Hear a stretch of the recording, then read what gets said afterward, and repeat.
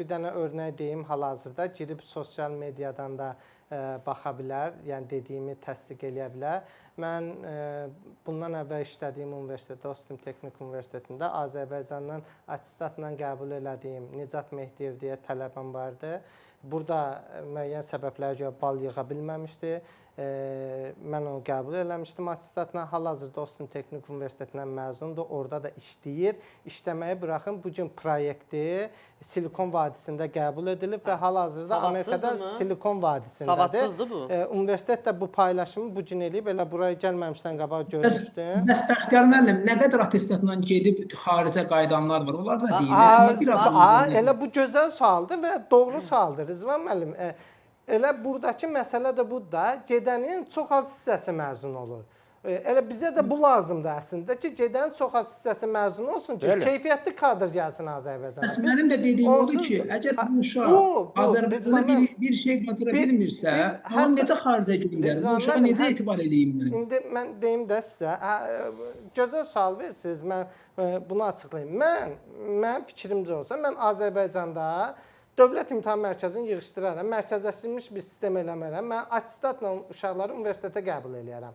Amma universitetdə o qədər keyfiyyətli təhsil olar ki, qəbul olan hər kəs məzun ola bilməz.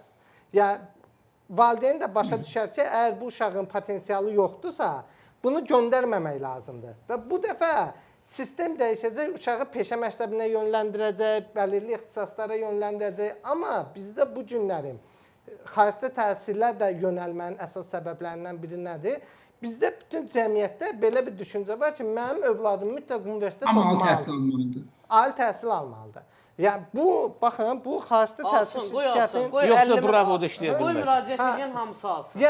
Yenə də hamısı göndərək xaricə. Bunların zaten bir reallıq var. Bu günlərin möhlət hüququnun verilib-verilməməsində də. Bu 30 yaşına qədər möhlət hüququ var. Yəni bir tələbə, yəni bir insan 30 yaşına qədər əsgərliyə çağırılır. Bu 4 ildə, 5 ildə bakalavr oxuyub bitirməyəcəksə, gəlib əsgərliyin gedib çəkəcək də. Yəni bu onsuz da qaçışı, yəni əsgərlikdən qaçım deyə xaricdə təhsilə gedən insanın da məntiqi bir başqadır. Maksimum ölkəyə qayıda biləcək axtarışa və 4-5 il yayına biləcəksən də. Yəni bu müddətdə sən əgər bu təhsili alıb bitirməsən, bu pillədən məzun ola bilməsən, əvvəl-axır əsgərliyə gedəcəksən. Bunun qarşısı alınmalıdır. Məncə bakalavr pillələri üçün, özəlliklə bakalavr pillələri üçün ciddi nəzarət mexanizmi yaradılmalıdır.